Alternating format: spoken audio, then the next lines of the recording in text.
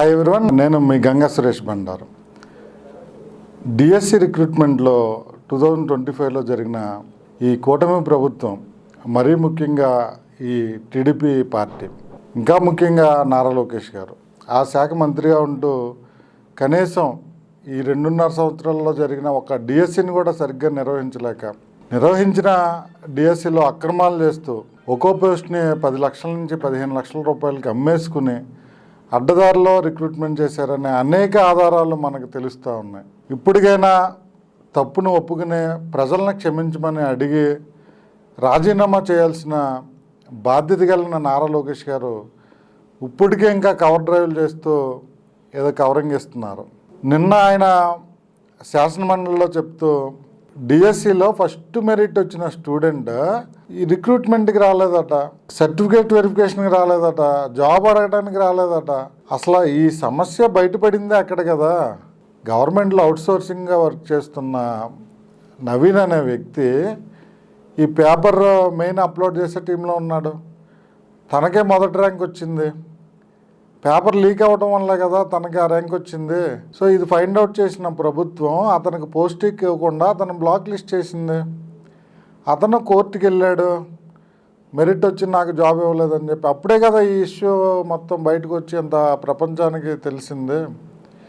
దాని తర్వాతే కదా స్పోర్ట్స్ కోటాలో కూడా అసలు ఎలాంటి మెరిట్ ఎగ్జామ్ లేకుండా ఈ టీడీపీ అనుయాయులకి, ఈ టీడీపీ యువగలం బ్యాచ్కి రాష్ట్ర వ్యాప్తంగా 10 లక్షలు 15 లక్షలు ఎఫోర్డ్ చేయగలిగిన అందరినీ తీసుకుని ఈ స్పోర్ట్స్ కోటాలో ఉద్యోగాలు అమ్ముకున్నారనే కదా అభియోగం. అదే కదా ఈ వైఎస్ఆర్సీపీ పార్టీ నాయకులు కానీ పార్టీ క్యాడర్ కానీ అందరూ కలిసి ప్రజల్లోకి తీసుకెళ్ళింది. అదే కదా మీరు చేసింది. రిక్రూట్మెంట్ అయినాక ఈ వైఎస్ఆర్సీపీ ప్రభుత్వం నుంచి దాని మీద ఉద్యమాలు చేస్తుంటే ఈ టీడీపీ పార్టీయే కదా జీవో రిలీజ్ చేశారు, ఈ స్పోర్ట్స్ కోటాలో రిక్రూట్ అయ్యే వరకు ఎలాంటి ఎగ్జామ్ అవసరం లేదని. మళ్ళీ మీరే కదా ఇక్కడి నుంచి ఇప్పుడు వరకు అయిపోయింది, ఇక్కడి నుంచి జరగబోయే స్పోర్ట్స్ కోటాలో రిక్రూట్ అయ్యే అందరికీ కూడా ఎగ్జామ్ మ్యాండేటరీ అని మరొక జీవో రిలీజ్ చేశారు. ఇన్ని తప్పులు మన జీవోల రూపంలోనే ప్రజలకి తెలుస్తూ ఉన్నాయి కదా. మరి ఇంకా ఏదో మిమ్మల్ని వైసీపీ ప్రభుత్వం వాళ్ళు మీరు చేయని తప్పుకి ఏదో మిమ్మల్ని అంటున్నట్టు మాట్లాడుతున్నారు. ఈ డిఎస్సి రిక్రూట్మెంట్లో అక్రమాలు జరిగాయి అన్నది 100% వాస్తవం. అది విత్ ప్రూఫ్స్, విత్ ఎవిడెన్స్ అందరూ కూడా మీడియా ముందు తీసుకొచ్చి పెడుతున్నారు. స్పోర్ట్స్ కోటాలో ఫుల్లీ క్వాలిఫైడ్ ఉండి ఎగ్జామ్ రాసిన వాళ్ళకి జాబులు రాకుండా ఎగ్జామ్ రాని వాళ్ళకి జాబులు ఇచ్చారు. ఇవన్నీ విత్ ప్రూఫ్స్ వాళ్ళే వస్తున్నారు కదా బయటికి. వాళ్ళే మీతో డిబేట్ చేయడానికి రెడీగా ఉన్నారు కదా. మరి లోకేష్ గారు అంటే ఈ ప్రతిపక్ష పార్టీ వాళ్ళని డిబేట్కి రండి అని అడుగుతారు. మీ ప్రభుత్వంలో దగాకు గురైన వాళ్ళే కదా, మేము అన్యాయానికి గురైన వాళ్ళే కదా మీ ముందుకు వస్తున్నారు డిబేట్ చేస్తామని. మరి వాళ్ళతో మీరు డిబేట్కి వెళ్ళొచ్చు కదా. మరి ఈ రకంగా కూటమి ప్రభుత్వం పరిపాలన సాగిస్తుంది. ఈ 2.5 సంవత్సరాల్లో నిర్వహించిన ఒక డిఎస్సిని కూడా వీళ్ళు సక్రమంగా నిర్వహించి క్వాలిఫైడ్ పీపుల్కి జాబులు ఇవ్వకుండా ఈ రకంగా స్పోర్ట్స్ కోటాలు అమ్మేసుకున్నారు. ఇదే కాదు, నాకు తెలిసిన వాళ్ళు ఇద్దరు నాకు చెప్తున్నారు, అన్న నెక్స్ట్ డిఎస్సిలో మమ్మల్ని రిక్రూట్ చేస్తామని, లేకపోతే ఎక్కడన్నా దేవస్థానాల్లో దేవాలయాల రిక్రూట్మెంట్లో ఈ ఎంట్రీ జాబులు ఆఫీసెస్ జాబుల్లో కూడా మమ్మల్ని ప్లేస్ చేస్తామని చెప్పి మా దగ్గర సర్టిఫికేట్లు డేటా కలెక్ట్ చేశారట వీళ్ళు. అంటే ఈ డిఎస్సిలో సక్సెస్ అయ్యారు, బ్యాక్డోర్ ఎంట్రీ. సో ఇంకా రాష్ట్ర వ్యాప్తంగా అనేక జాబుల్లో ఇదే రకంగా వాళ్ళు స్పోర్ట్స్ కోటాలోనూ లేకపోతే పేపర్ లీక్ చేసి ఇంకో రకంగా వాళ్ళ అనుయాయుల్ని వాళ్ళ పార్టీ క్యాడర్ని అందరినీ ఇన్వాల్వ్ చేసి గవర్నమెంట్ జాబుల్లో ప్లేస్ చేసి పార్టీ కోసం ఉచితంగా వర్క్ చేయించుకునేలాగా వాళ్ళు మ్యాప్ చేశారు.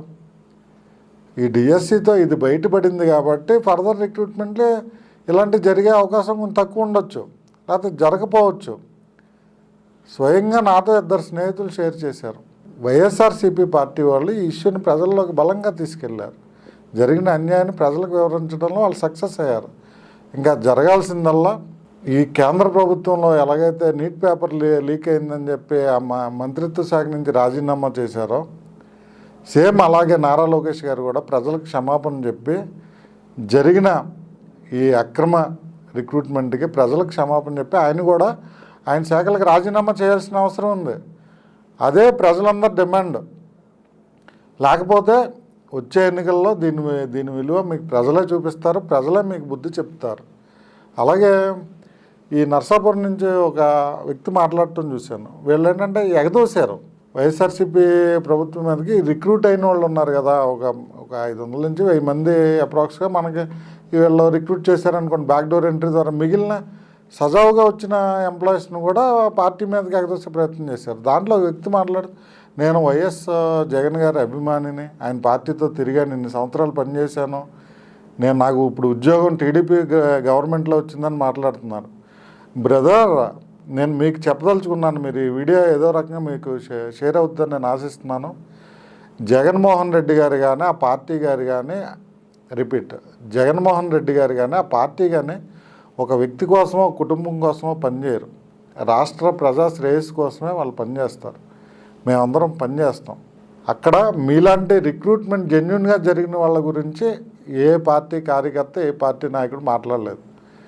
ఏదైతే ఈ లోకేష్ గారి టీము ఆ శాఖలో బ్యాక్డోర్ ఎంట్రీ ద్వారా అర్హత లేని వాళ్ళకి జాబులు ఇచ్చారో అలాంటి వాళ్ళ కోసం మేము మాట్లాడుతున్నాం. అలాంటి వాళ్ళ కోసం మా పార్టీ ఫైట్ చేస్తుంది. మీలాంటి జెన్యున్గా రిక్రూట్ అయిన వాళ్ళు ఎందుకు వస్తారు? అక్కడే మీ చిత్తశుద్ధి తెలుస్తుంది. మీరు అర్థం చేసుకోవాలి, వైఎస్ఆర్సీపీ పార్టీ ప్రజాక్షేమం కోసమే పనిచేస్తారు. తర్వాత ఇంత పబ్లిక్లోకి ఇష్యూ వెళ్ళిపోయి ప్రజల నుంచి ఈ లోకేష్ గారు రిజైన్ చేయాలని పెద్ద ఎత్తున ఈ స్పందన వస్తుంటే, సో దానికోసం గత వైఎస్ఆర్సీపీ ప్రభుత్వంలో ఏపీపీఎస్సి రిక్రూట్మెంట్లో ఏదో అవకతవకలు జరిగాయని చెప్పి మళ్ళీ ఇప్పుడు లేవనెత్తున్నారు. ప్రభుత్వం వచ్చిన తర్వాత దాని మీద ఒక సిట్ వేసింది. ఆ సిట్టే కోర్టుల్లో క్లారిటీగా చెప్పారు ఇట్లా ఏం అవకతవకలు జరగలేదని. ఏంటంటే మీ మీద ఏదన్నా అవినీతి ఆరోపణలు వస్తున్నప్పుడు వీళ్ళ మీద కూడా ఏదేసేద్దాం మా పార్టీ మీద కూడా అని మీరు ప్రయత్నాలు చేస్తున్నారు. కానీ అవన్నీ విత్ ప్రూఫ్స్ కోర్టులోనే ఉన్నాయి కదా, అవే వాళ్ళే క్లారిటీగా తెలిసారు. నేను జగన్మోహన్ రెడ్డి గారి ప్రెస్ మీట్లో కూడా చాలా క్లారిటీగా అన్నీ వివరించారు కదా.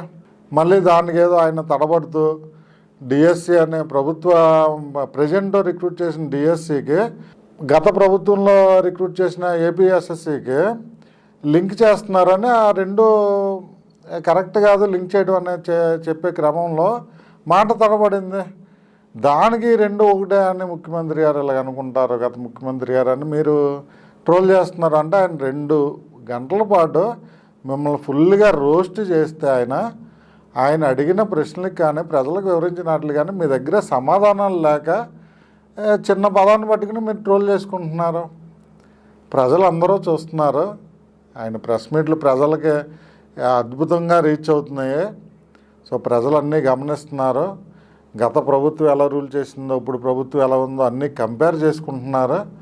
మీకు తగిన బుద్ధి రాబోయే ఎన్నికల్లో ఖచ్చితంగా చెప్తారు. ఈ జరిగిన అక్రమాలకి కూటమి ప్రభుత్వం వచ్చే ఎన్నికల్లో భారీగా మూల్యం చెల్లించుకుంటుంది. దీనికి ఏమన్నా పరిష్కారం అంటూ ఉంటే లోకేష్ గారు రాజీనామానే దీనికి కొంచెం పరిష్కారం. ఆ దిశగా ఏమన్నా ప్రయత్నాలు చేయండి, లేకపోతే ఎన్నికల్లో తెలుసుకుందాం.